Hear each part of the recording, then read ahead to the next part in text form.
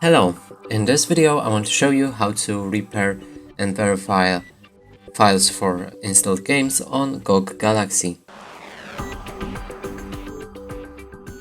So in order to do this, let's open our installed games. From here we'll need to filter and find the games that we have installed on our Gog platform. In this case I have The Witcher 3, so it's installed and actually it's hidden.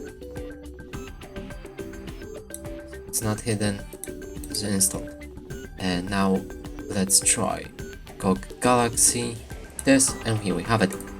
Right click on the game that you want to repair, then go for manage installation and there's verify and repair. Click on it and your game should start repairing. And that's it for this video. Hope you like it. Please consider subscribing to our channel, leave a like and a comment below.